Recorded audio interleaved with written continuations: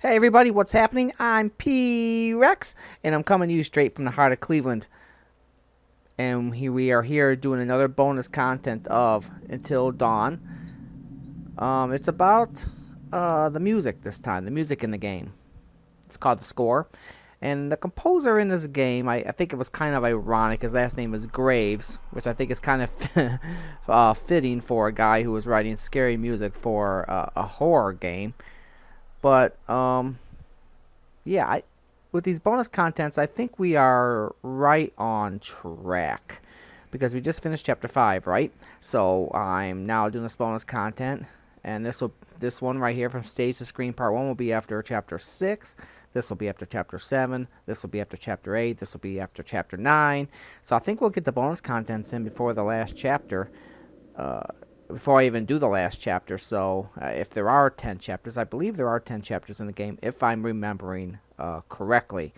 But if not, we'll get them in regardless. Yeah, without further ado, let's just let him talk.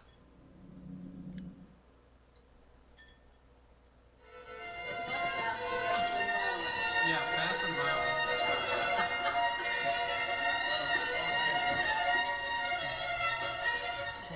All right, from the top.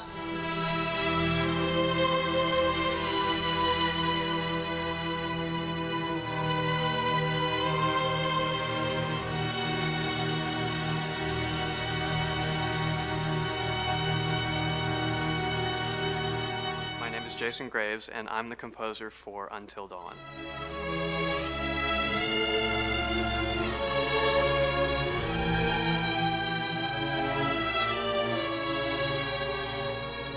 I've been involved with Until Dawn for about a year now. Originally, I was contacted by Barney Pratt, the audio director.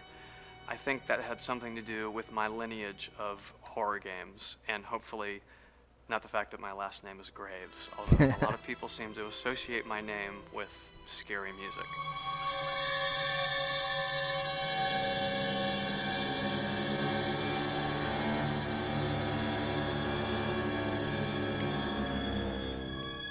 One of the things that was really exciting about working with Barney and the team at Supermassive is they really wanted something unique for the music. They wanted the music to stand out and be a character on its own in the game.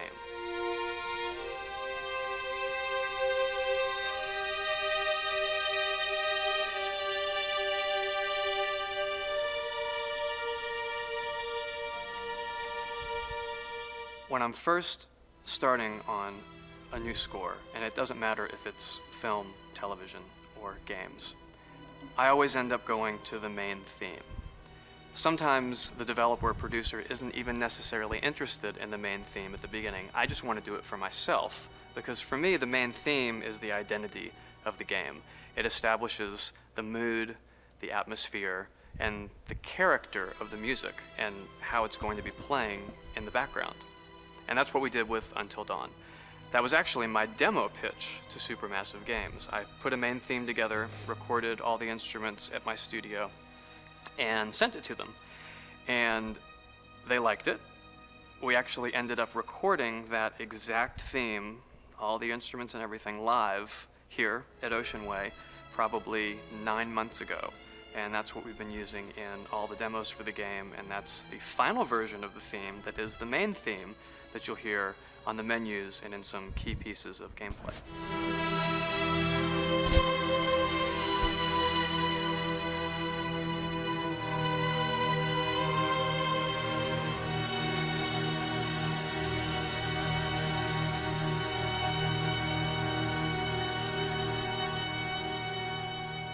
I seem to have made a name for myself in horror.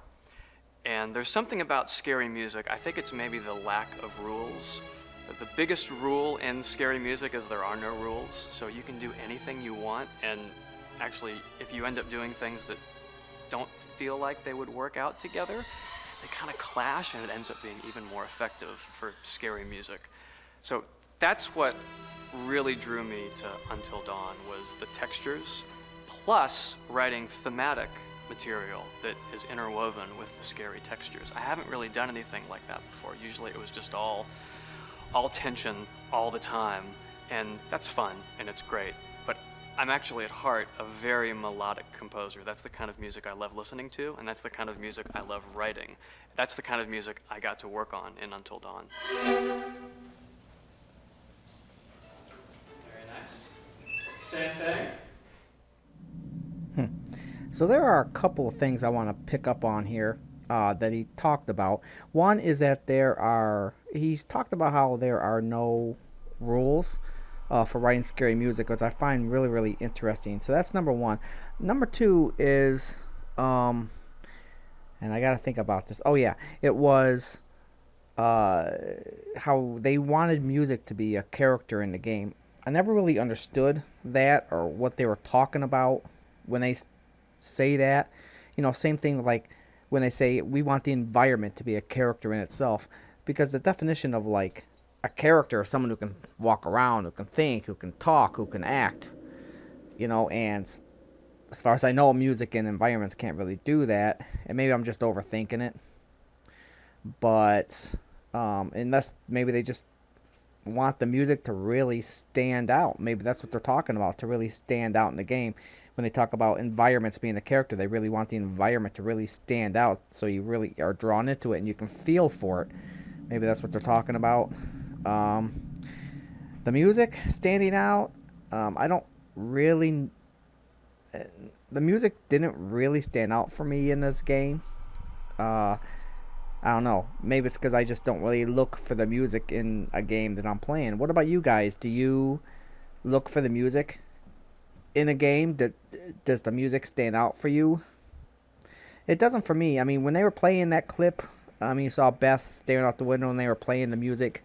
I was like, oh yeah, that music really fits the game at the time. But after the game, I don't really. It's not really memorable for me. I don't know if that's just me. Maybe I just don't have any music or rhythm in my body. My daughter tells me that all the time. She actually sings a lot better than me. But, and I can't dance, I can't sing, and I don't know. Maybe I just don't really look for the music. But, what about you guys? Does the music really affect you in the game that you're playing? I suppose if it was really, really, really great music, um, it probably would affect me. But I can't bring any examples to my mind right now. What about, can you guys think of any games or movies that had really great music in? And let me know in the comments. Um, but for now, that is all. And I am P Rex. And hopefully I will see you guys in the next video. Bye bye.